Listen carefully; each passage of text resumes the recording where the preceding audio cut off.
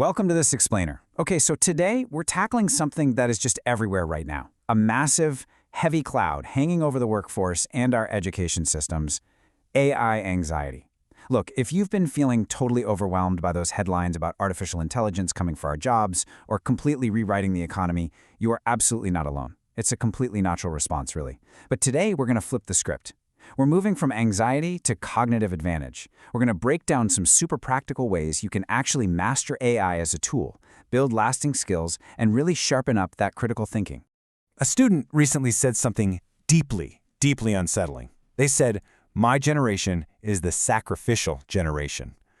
Man, that hits hard, doesn't it? It perfectly captures the raw, emotional reality for so many young people today. Just imagine spending years, maybe taking on massive six-figure debt to get a degree, only to graduate into a market where companies are saying, yeah, actually, we'd rather use an algorithm for these entry-level tasks than hire you.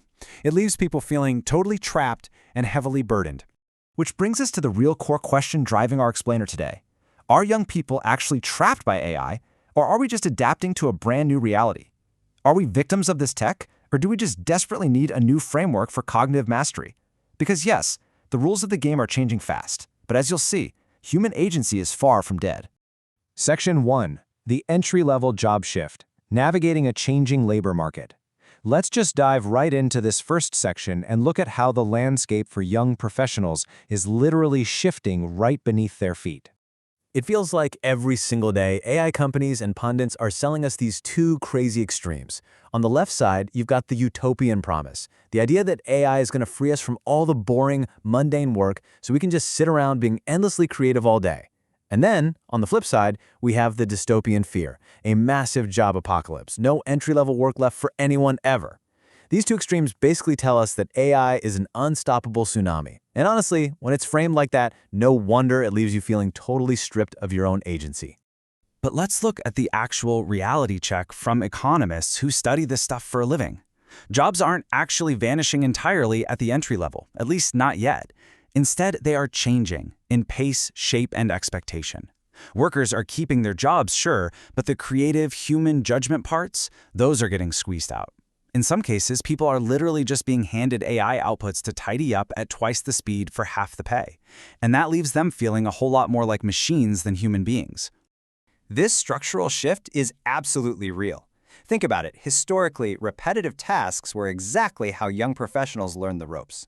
Imagine a junior reporter at the Financial Times coming in super early to write these simple, repetitive daily stock market reports.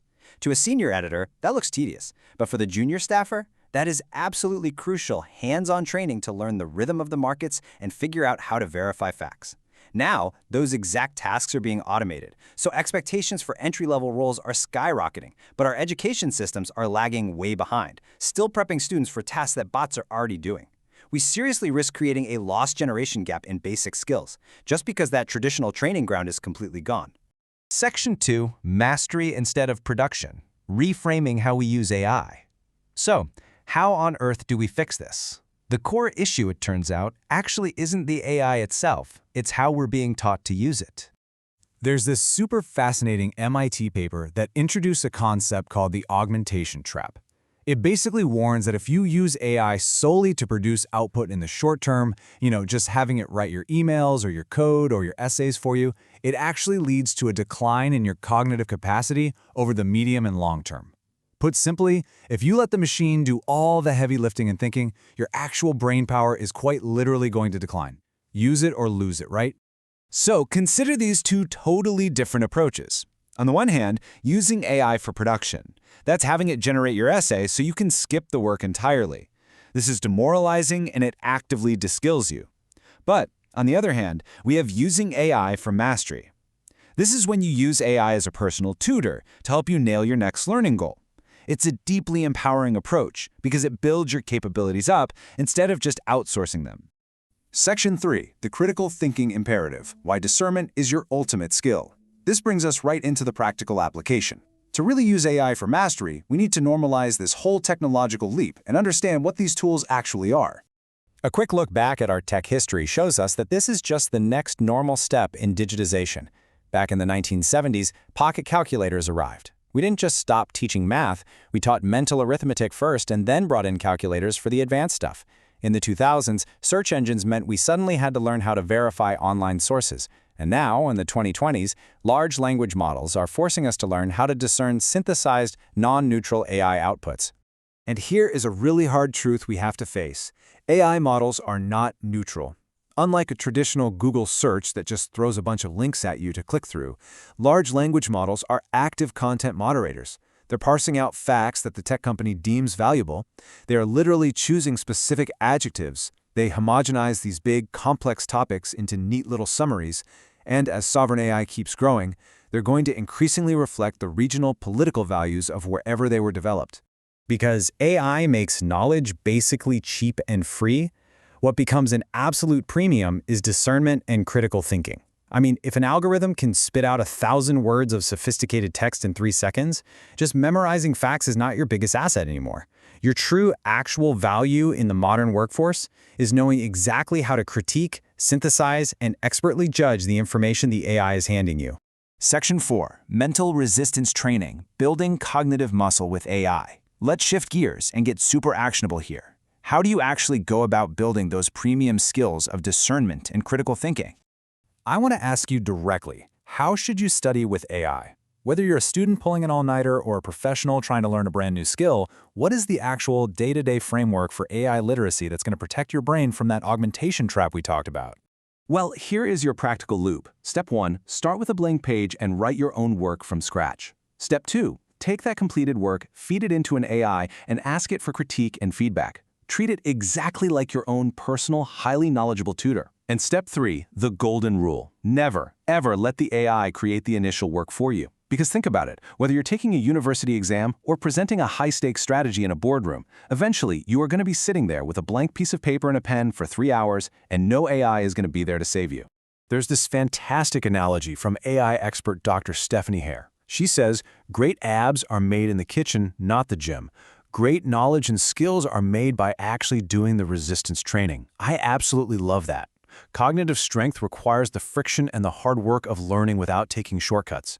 You literally cannot cheat the process of acquiring real knowledge. Section 5. The Power of Books. Why Low-Tech Holds the Key to High-Tech Survival.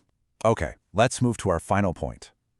We're going to explore this incredibly surprising low-tech solution for all of our high-tech anxiety. Because to survive the AI revolution, you might actually need to take a step backward. Yep, we are talking about books. Real, actual books. Books provide deep, structured, intentional knowledge. They don't just hand you a fast, homogenized summary engineered for a quick, cheap dopamine hit. Instead, they demonstrate how to think critically. Reading a long-form book shows you step-by-step exactly how an expert author builds, sustains, and defends a highly complex argument over hundreds of pages. And that slow, deliberate process, that is the exact critical thinking skill you desperately need to effectively manage and oversee AI outputs in the real world. So, while we should absolutely embrace AI and innovation, we do not have to abandon what we know already works. We need to invest in the oldest technology our species has. Seriously, get your library cards out. Reading actual physical books is hands down the single best way to future-proof your brain against the homogenization of AI and to develop that deep discernment that our modern economy so desperately needs. Which leaves us with one final vital question to ponder. Are you going to let AI do the thinking for you, or will you use it to upgrade your own mind? Look, the technology isn't going anywhere, but your cognitive advantage is entirely in your own hands. Thank you so much for joining me for this explainer. Start building that mental resistance today, keep on learning, and I'll see you next time.